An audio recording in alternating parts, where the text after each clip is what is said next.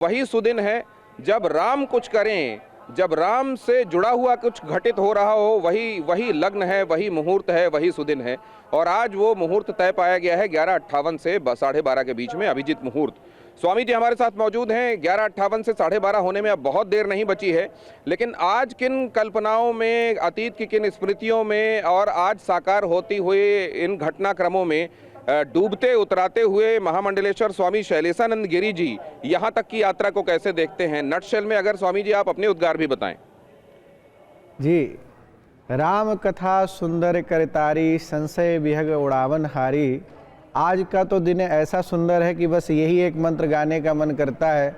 मंगलम भगवान विष्णु मंगलम गरुड़ध्वजा मंगलम पुंडरीकाक्षो मंगलाय तनोहरि।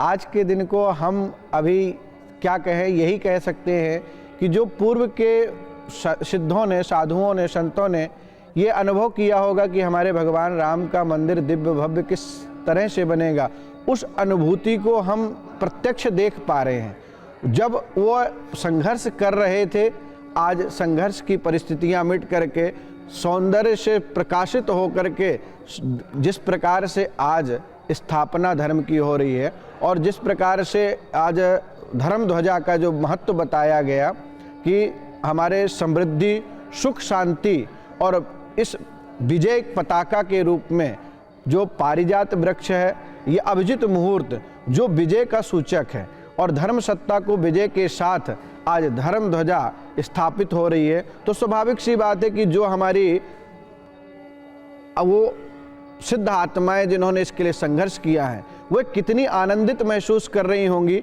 चाहे वह हमारे रूप में ही सही या माननीय प्रधानमंत्री जी के रूप में जिस प्रकार से आज उनको अग्रगण्य बना करके और इस धर्म ध्वजा को आगे ले जा रहे हैं। तो उन सिद्धों का, ऋषि मुनियों का, संतों का पूर्ण आशीर्वाद कहीं ना कहीं माननीय प्रधानमंत्री मोदी जी के ऊपर, योगी जी के ऊपर और समस्त जनमानस के ऊपर हुआ है और वह संकल्प साकार हो रहा है। जैसा कि कहा कि 2500 वर्ष पूर्व आज जगद्गुरु शंकराचार्य भगवान ने धर्म की स्थापना के लिए इस धराधाम पर आए और उन्होंने सनातन का पुनरुद्धार किया। उसी प्रकार से आज से कुछ समय पूर्व आपने देखा होगा कि संघर्ष, तो जिन राम के बाबर का यहाँ आकर के उन्होंने मस्जिद बना ली, आज वहाँ पर भव्य दिव्य राम मंदिर के साथ धर्म ध्वजा स्थापित हो रही है।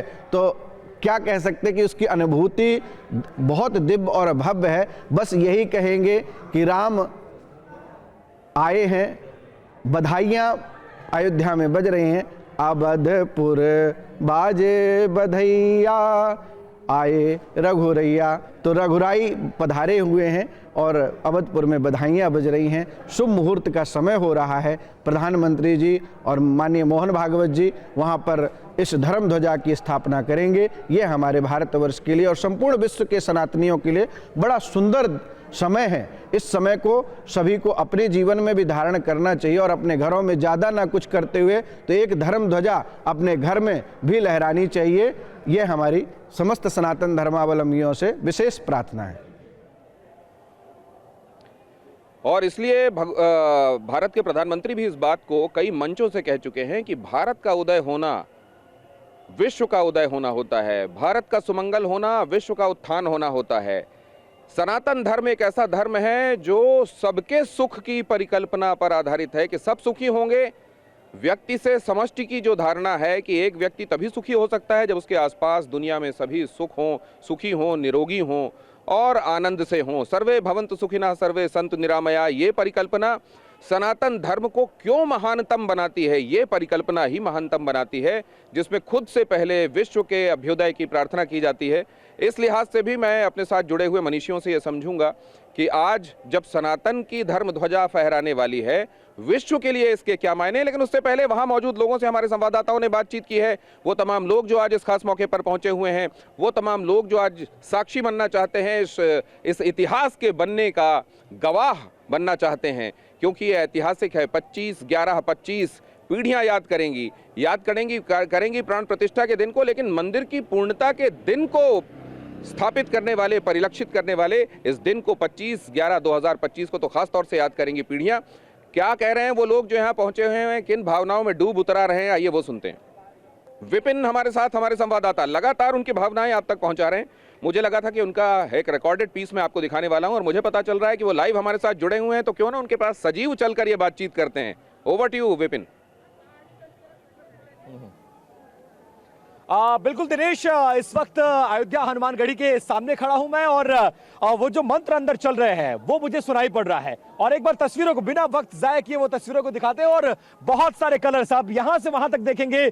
भगवा कलर का झंडा आपको नजर आएगा हनुमानगढ़ी, और इसके अलावा वो मंत्र और अंदर के दृश्य, पूरा अयोध्या, पूरा देश, पूरी दुनिया देख रही है और बहुत सारे श्रद्धालु यहां पर। एक बार इधर भी जरा कैमरा घुमाइए, कुछ लोग मेरे शहर से भी आए हैं, यानी जहां से मैं आता हूं, तो ये भी अच्छा मौका है उनसे मिलने का और इसी बहाने मुलाकात हो रही है। और यहाँ देखिए, हाँ बिल्कुल, क्या गाएंगे? हिंदू राष्ट्र के ऊपर भजन गाएंगे। अरे सुनाइए जरा जल्दी से। हो अपने भगतन के दुख वा मिटाई देती हो मैया, लह लह तू चुनरी लहराई। क्या बात है, देखो यही रंग है। और बहुत सारे बटुक और बहुत सारे अलग अलग जगहों से, कहाँ से आए आप लोग? कर्नाटक वाले भी आ गए यहाँ पर। अरे specially for this occasion, specially इसीलिए आए हैं। स्पेशल। अच्छा, कैसा लग रहा है अयोध्या? बहुत खुश हो गए। दक्षिण से उत्तर कैसे अलग है ये बताइए? बहुत सुंदर है, बहुत सुंदर है। आनंद आ रहा है कि नहीं आनंद अयोध्या में? है, बहुत आनंद है। अच्छा, तो ये वाली ड्रेस तो वहीं चलती है, आपने वो वाली ड्रेस यहाँ धारण कर ली है। तो यही भारत है। कुछ कहना? हिंदू राष्ट्र है। ये हिंदू राष्ट्र है। पूरा कड़ी गा दे, पूरा कड़ी। जय जय सीता। तो कुछ हो जाए, कुछ कम से कम जय घोष तो होना चाहिए ना। कर्नाटक से भी जय श्री राम। कैसा लग रहा है? पहले तो ये बताइए, कर्नाटक वालों को उत्तर में आकर कैसा लग रहा है ये बताइए। बहुत अच्छा लग रहा है। आनंद आ रहा है? आनंद है। आज का मौका आप लोग के लिए कितना महत्वपूर्ण है? बहुत महत्वपूर्ण है।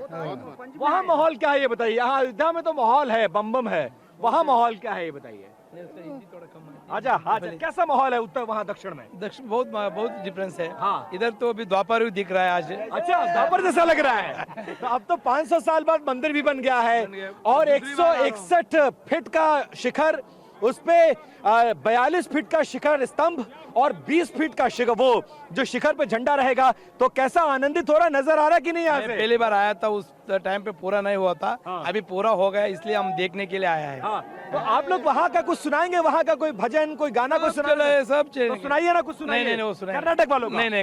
नहीं चले। कोई कन्नड़ वन्नड़ कुछ आता है आप लोग को? चलिए कुछ और रंग दिखाते हैं। तो ये कलर्स है। जय श्री राम। जय श्री राम। खुश हैं? बहुत आनंद है। संत पंडा महाराज सब ठीक बा? जय सीताराम। नीक लगता? जय जय सीताराम। मजा आ रहा है? जय जय सीताराम। हर सवाल का जवाब है जय जय सीताराम।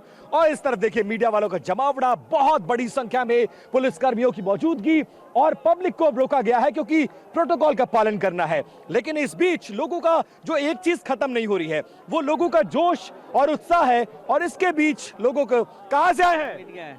एमपी से मध्य प्रदेश से। आनंद आ रहा है अयोध्या में? अरे नहीं बहुत आनंद आ रहा है, मजा आ रहा है? बहुत मजा आ रहा है। आज तो यहाँ पे योगी जी भी है, मोदी जी भी भी है, है, सब है, भगवान श्री राम भी श्री है। राम भगवान सब है।